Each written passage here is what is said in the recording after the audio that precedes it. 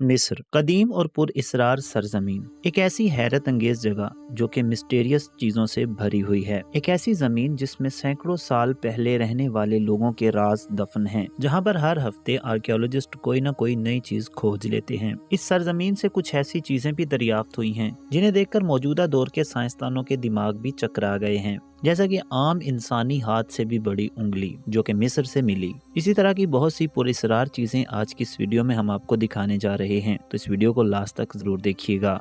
Number 1, the lost city of Heracleion. इस खोए हुए शहर को थोनस हेराक्लियन भी कहा जाता है। ये एक ऐसा कदीम मिस्री शहर है जो 1200 साल से जायद अरसा तक बहेरा रूम के नीचे डूबा रहा। नाजरीन, ये शहर जदीद दौर के शहर इस्कंदरिया के करीब वाक़ था और कदीम जमाने में एक अहम बंदरगाह और तिजारत का मरकज था। इस शहर को पहली बार सन 2000 में फ्रांस के ज़ेरे आब आसारे कदीमा के माहिर फ्रांक गोडियो और इनकी टीम ने दरियाफ्त किया था, और इसके बाद से अब तक इस शहर से कई नवादरात और खंडरात बरामद किए जा चुके हैं, जिनमें मुजस्समे, जेवरात और कदीम बहरी जहाज शामिल हैं। मौजूद खंडरात में 64 जहाज, 700 लुंगर, सोने के सिक्कों का खजाना और 16 फीट पर खड़े मुजस्मे के साथ खास तौर पर देवता अमून ग्रेब के एक बड़े मंदिर की बाकियात शामिल थीं। ये मंदिर शहर के सेंटर में था और बाकी सारा शहर इसके इर्द गिर्द तामीर किया गया था। इस शहर में आबपाशी का भी बेहतरीन निजाम बनाया गया था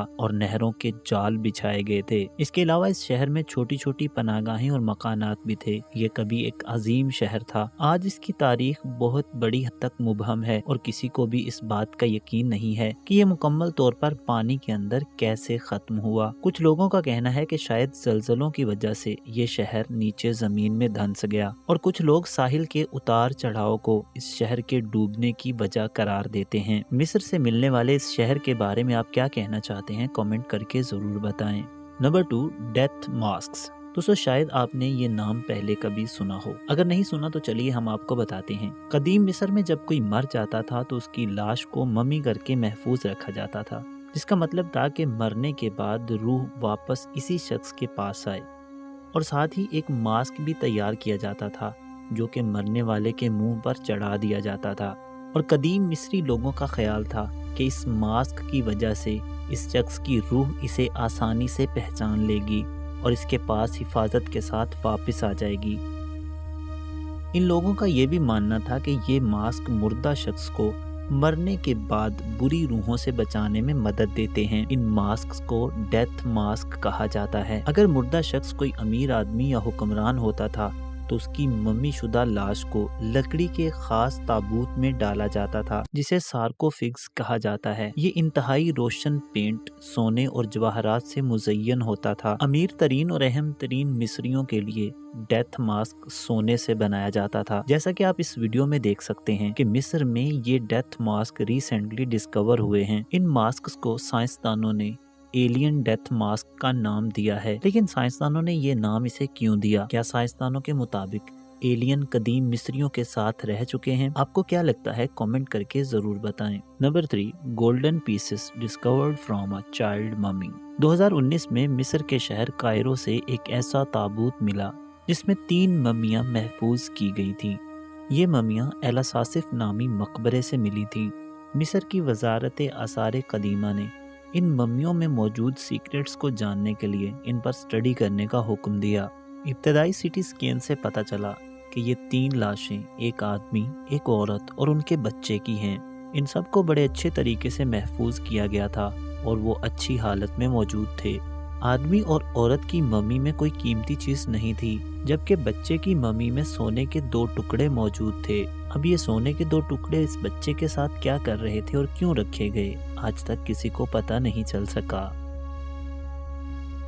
number 4, the stone treasure found in Egypt. दोस्तों, आपने गोल्डन एज ऑफ इजिप्ट के बारे में तो सुना ही होगा। ये एक ऐसा शहर है जो कि सोने से बना हुआ था। आज भी इस शहर से जो कब्रें निकली हैं उनमें सोना पाया जाता था, यानी दफन करते वक्त भी लोगों के साथ सोने को रखा गया था। इजिप्ट में इन्हीं कब्रों में से कुछ ऐसी कब्रें भी मिली थी जो कि टूटी हुई थी, जिससे साइंसदानों को साफ पता चल गया कि रोबोट्स की मदद से इन कब्रों से पहले ही सोना चोरी कर लिया गया था। इसी तरह की एक कब्र आर्कियोलॉजिस्ट ने हाल ही में दरियाफ्त की, जो कि हजरत ईसा अलैहिस्सलाम की पैदाइश से भी 3500 साल पहले की थी। इस कब्र के अंदर आर्कियोलॉजिस्ट को एक बॉक्स भी मिला है जो कि पत्थर का बना हुआ है और इस पर एक फिरौन हुक्मरान का नाम लिखा हुआ है, किंग टथमोत। इस कब्र को वारसक यूनिवर्सिटी ने दरियाफ्त किया था। इस बॉक्स में पुराने वक्त की इस्तेमाल की कुछ चीजें मिली थी जिन्हें दफन करते वक्त साथ ही रखा गया था। नंबर 5, एंशिएंट चीज। दोस्तों, चीज एक ऐसी ग़िज़ा है जिसे दुनिया के तमाम मुल्कों में इस्तेमाल किया जाता है और लोग इसे बड़े शौक से खाते हैं। लेकिन आप ये जानकर शॉक्ड हो जाएंगे कि चीज़ को फिरौन के ज़माने से खाने में इस्तेमाल किया जा रहा है, क्योंकि हाल ही में साल 2022 में मिस्र के आर्कियोलॉजिस्ट बहुत ही पुरानी चीज़ के एविडेंस मिले हैं। आर्कियोलॉजिस्ट के मुताबिक ये चीज़ 2600 साल पुरानी है। इस चीज को पुराने मिस्री लोग हरम का नाम देते थे। इस एंशिएंट चीज को मिट्टी के कंटेनर्स में महफूज किया गया था। आर्कियोलॉजिस्ट ये जानकर भी हैरान हो गए कि 2600 साल से ये चीज किस तरह मिट्टी में महफूज की गई थी। इस चीज पर आर्कियोलॉजिस्ट मजीद एक्सपेरिमेंट्स कर रहे हैं जिससे एंशिएंट इजिप्ट खानों के बारे में मजीद मालूमात इकट्ठी की जाएंगी और साइंसदान ये भी पता लगा लेंगे कि पुराने मिस्री लोग किस तरह का खाना पसंद करते थे।